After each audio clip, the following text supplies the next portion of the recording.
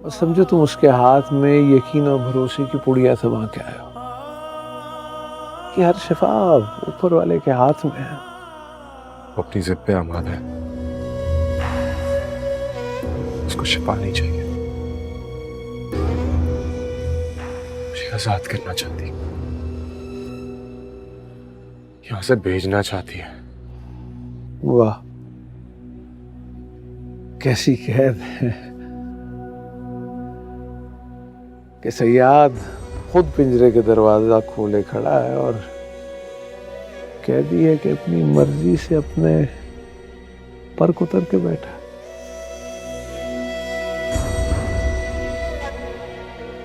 जब कफस ही मुकद्दर ठहरा तो फिर आजादी से क्या मतलब।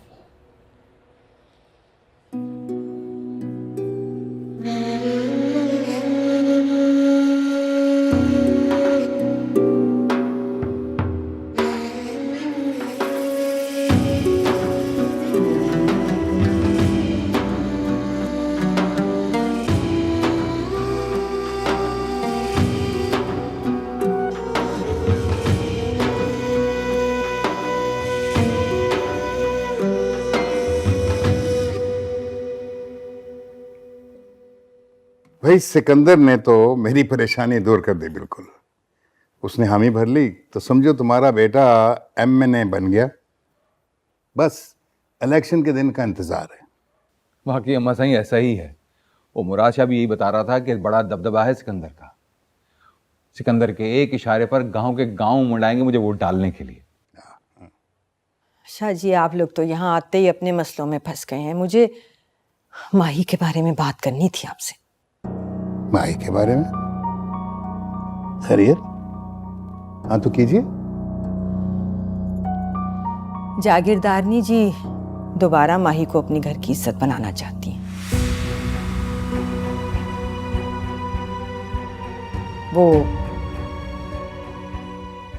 वो चाहती हैं कि सिकंदर उसके सर पे अपनी चादर डाल दे। माही को हवेली की बहू बनाकर यहीं रखना चाहती हैं। एक क्या कह रही हो तुम? इसीलिए मैं चाह रही थी कि आप यहाँ आ जाते। फोन पे इशारतन जिक्र भी किया था आपसे। मैं तो बड़ी उलझन में पड़ गई। माही से इस बात का जिक्र किया है? वो क्या कहती है? तुम अपना तावीज तो दे आई हो उसे। तुम्हारी सास पूछेंगी तो क्या जवाब दोगी? बड़ी ताकीद की थी उन्होंने तुम्हें इस बारे में।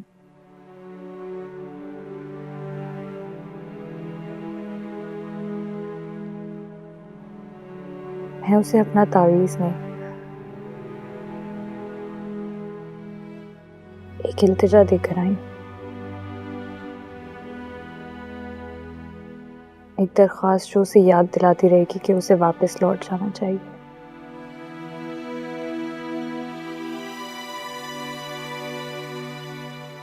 कुछ लोग इस दुनिया में एक ही गम लेकर आते हैं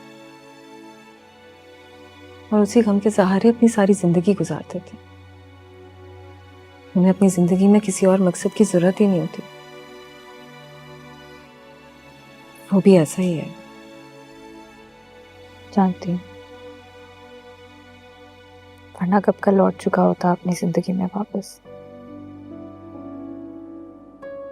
लेकिन अब उसे मेरी बात का भरम रखना होगा। मान नहीं तोड़ सकता वो मेरा।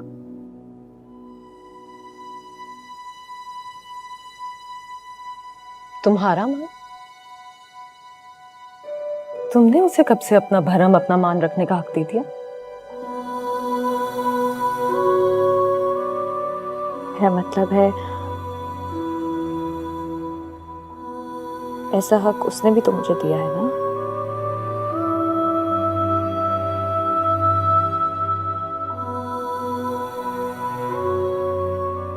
तो उसकी मोहब्बत की खातिर ईमान तो उसे रखना पड़ेगा ना।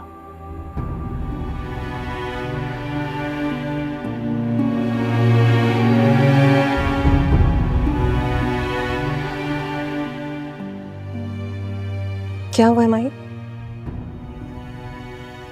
इधर देखो मेरी। मुझे क्यों ऐसा लग रहा है तुम मुझसे कुछ छुपा रही हो? कुछ भी नहीं भाभी, कुछ नहीं छुपा रही मैं।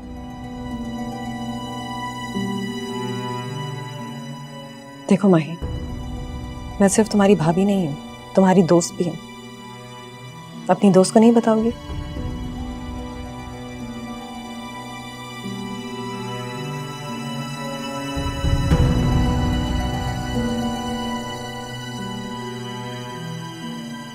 कुछ समझ नहीं आ रहा है।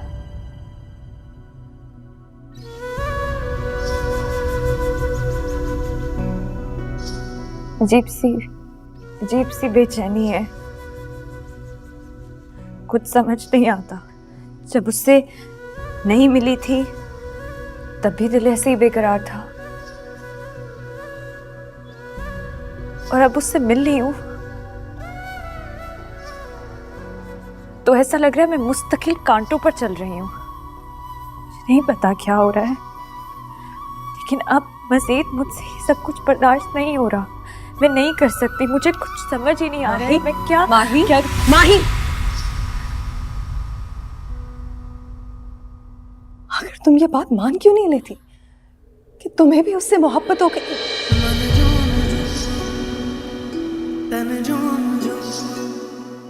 उसी की तरह शदीद मोहब्बत।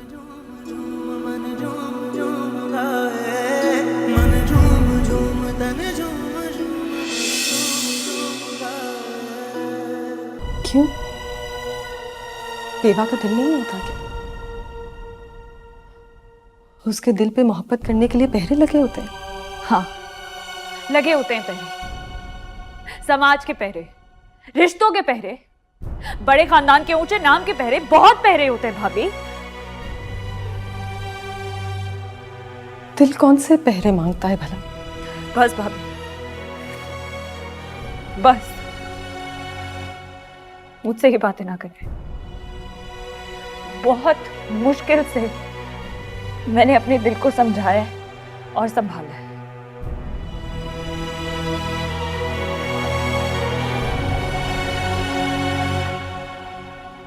देखो माही, मैं तुम्हें किसी बगावत पर आमादा नहीं कर रही। मैं भी इसी घर की बहू हूं। लेकिन माही, मैंने तुम्हें पल पल मरते हुए देखा है।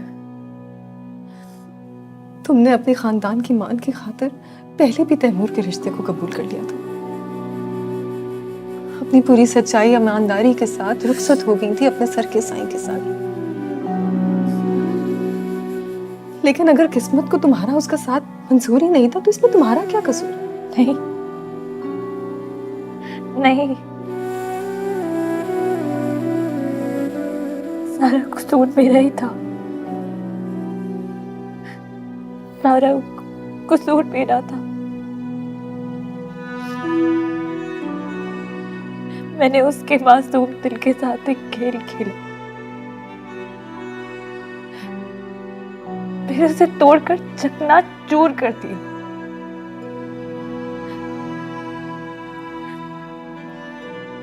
फिर उसके दिल के हजारों टुकड़ों पर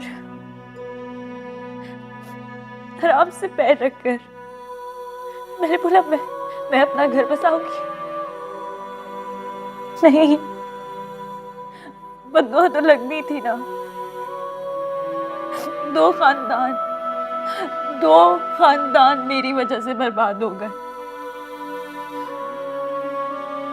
कोई हक नहीं है, कोई हक ही नहीं है मुझे इस जिंदगी में कोई खुशी मिले। मत कोसो खुद को माही, वो तो अपने आप को बर्बाद कर ही चुका है। तुमने भी अपने आप को बर्बाद करने की ठान ली। मुझे तो यकीन ही नहीं आता कि तुम वही माही जिसे चंद महीने पहले हमने रुखसत किया था अभी भी तुम्हारे कहकों और हंसी की आवाजें हमारे घर की दीवारों से टकराकर पलटती।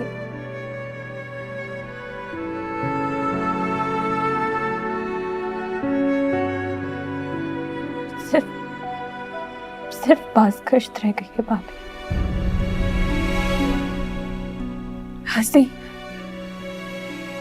कह के सब खो चुके हैं भाभी।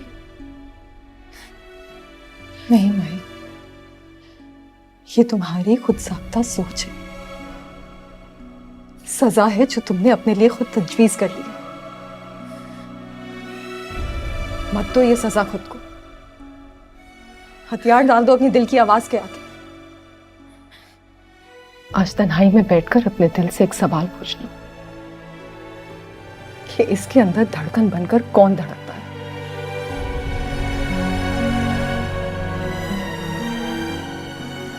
और जब जवाब मिल जाए तो मुझे जरूर बताना।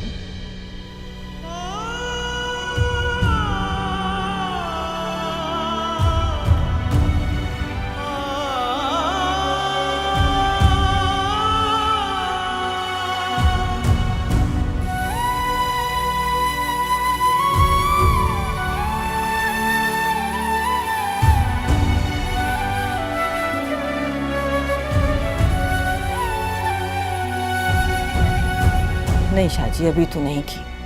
मैं चाह रही थी पहले आप दोनों की राय पता कर लेती।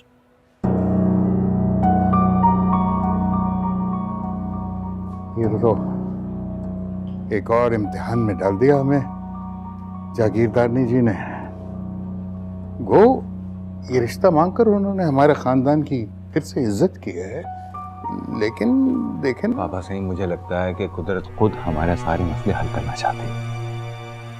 अगर सिकंदर हमारे खानदान का हिस्सा बन जाता है तो इलेक्शन में मेरी जीत यकीनी है। और फिर वैसे भी आज नहीं तो कल हमें माही को रुखसत तो करना ही है। फिर सिकंदर के साथ क्यों नहीं? और सबसे बड़ी बात कि उन्होंने खुद दोबारा हमसे रिश्ता मांगा है माही का।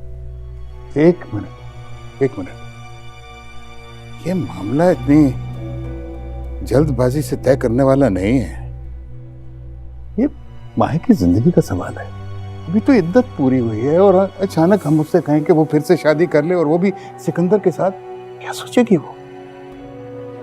कहीं वो ये ना सोचे कि इस हादसे के बाद वो हम पर बोझ बन गई है। नहीं, उसकी मर्जी इसमें शामिल करना बहुत जरूरी है। उससे पूछना होगा। अब सिंह, मुझे नहीं लगता कि उसे कोई एतराज होगा। अगर वही इज्जत वही मान उसे इस हवेली में मिल रहा है, फिर क्यों इतराज करेगी वो? और अगर वो इतराज करती है तो मेरा ख्याल है कि हमें उसे समझाना चाहिए। बाबा सिंह, क्यों माँ सिंह? शाजी, पहले मेरे ख्यालात माही की सास के बारे में कुछ और थे, पर अब यहाँ रह के मैंने देखा है कि जागीरदारनी जी, सिकंदर के बच्चे बड़ी इज्जत करते हैं माही की, बड़ा मान देते हैं उसे। पर जब माँ के दिल से पूछती हूँ आशा जी, तो मेरा दिल नहीं मानता। समझ नहीं आती क्या फैसला करे। माही से पूछना बहुत जरूरी है। देखो, मुझे कोई एतराज नहीं। मैं सिकंदर को अपना दामाद बनाने के लिए तैयार हूं, लेकिन तुम माही से पूछो, क्योंकि उसकी जिंदगी का सवाल है।